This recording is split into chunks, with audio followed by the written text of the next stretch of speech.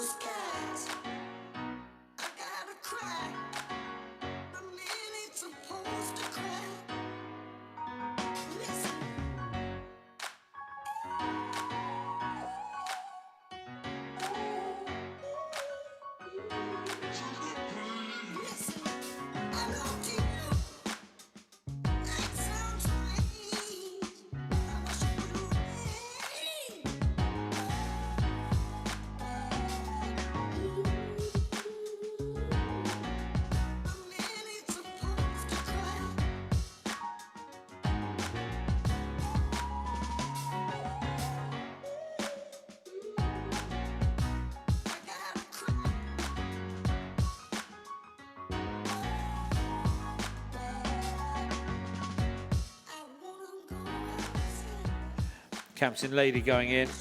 Rose Light will be next.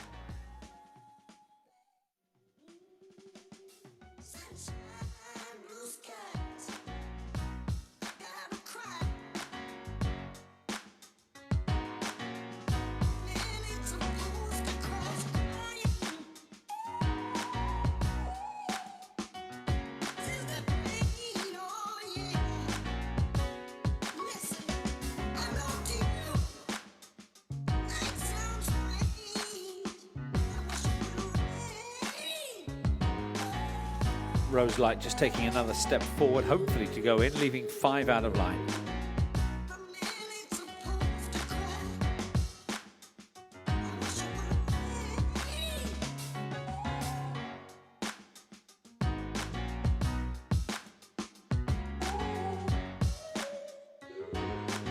Delvey moving forward now.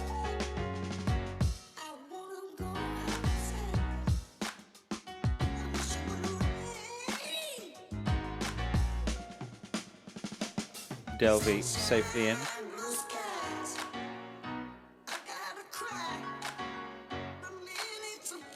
Here is Celtic Sorsha.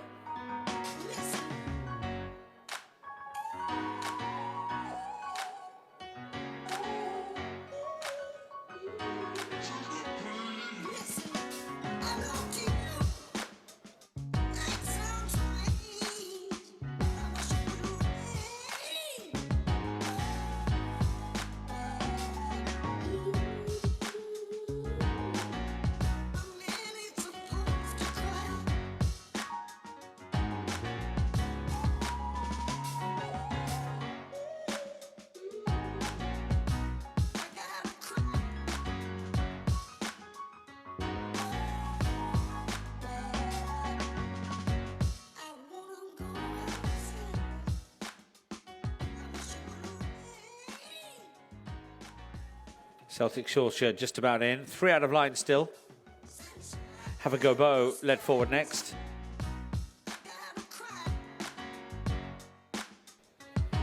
Mashea to come in now, followed by A.E. Houseman, the last one.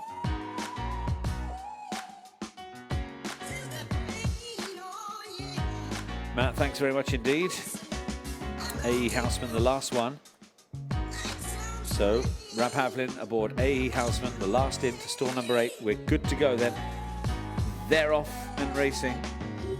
Good start as well by A.E. Houseman on that wide outside, but he's as well away as anything. In behind him, Rose Light and King Going Have a Bow. And outpaced early is Delvey at the back end of the field.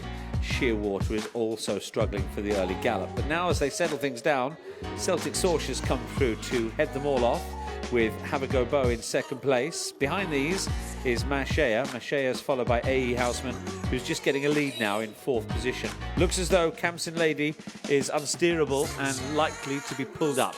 Campson Lady is stopping quickly and being pulled up. Meanwhile, Rose Light's in touch with the leaders in 5th, and these 5 are clear now from the other 2, Delvey and Shearwater, the 2 who are completely out of touch. So they turn down towards the 3 furlong pole. The race changing shape completely here. Celtic Sorcia still out in front here from Have a Go Bo. A. Houseman to the outside. Meanwhile, Mashea waiting for a gap in between them. And will a gap appear as they come towards the final bend? Well, a gap of sorts was there briefly, but A. Houseman has swooped by to stake his claim. Mashea now chasing him. These 2 quickly go on for Celtic Sorcia, and Rose Light back in behind those. They head then down to the final furlong, and then there were 2. A. Houseman this side of Mashea over on the far side running rail. They're clear of Rose Light still. Mashea nosing to the front here. Is this to be her day? A. Houseman fighting back though. A. Houseman came right back at Mashea, and they were clear of Rose Light and Celtic Sorcia.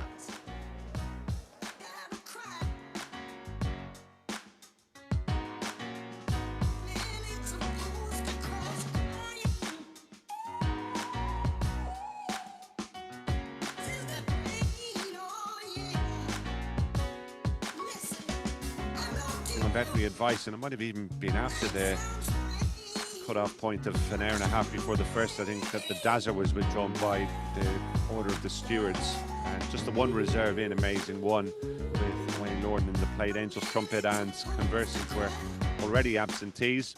Rose of Malta heading the betting at 4-1. Difficult to argue with that, I'd say, Ruby, is it? It is difficult to argue with it. Gary got a good quicking up nicely on slow ground at Cork, got to the front and seemed to run around a bit when it got there, and Born Invincible ran it down, but looks really well in the parade ring. Rose of Malta. Shamie Heflin rides, who was second in our opening contest, has an okay draw from stall 5 as well, which should suit. Looked like it was in front long enough for Cork, and maybe Shamie will elect to deliver his challenge a bit later this afternoon. There it is in your shot in the black with the red sash, black cap, white sleeves. But looked really well in the parade ring. Paula Donald's charge, looked well of its coat. Her around her is that she's been a bit slow into stride on her last couple of starts, and if she does that at Listowel, even in the smaller field than we were anticipating for this race, we'll just put her on the back foot, make life difficult coming through horses. But she is our favourite then at 4-1 ahead of Super Cub 9-2, Skontanovsky 11-2. Who else made it onto the short list? Super Cub looked good and alive in the parade ring, Gary. There's obviously been money for him. He's drawn out in 17 under Daniel King. Not the biggest horse in the world, but he looked well on his toes. And it looked like the type even that could hit the gates and land running from stall 14. I thought Delaney looked really well, looked fit and light, but had a really good coat. And I thought Skontanovsky of Aidan McGuinness has also looked well in the paddock, but Skontanovsky's in stall 1, which is a great draw, but needs to improve on recent runs. Super Cub did win a maiden over 5 furlongs as a 2-year-old, so he might be able to put some of that pace he has to good use in the early part of the race today. Work his way across from stall 17. Now obviously Daniel King might have other ideas. Last couple going forward. The Greys one you thought had a shout as well, didn't you? I just thought it looked really well. Ran well here last year. It looks well. Robbie Colgan riding for Austin Lee.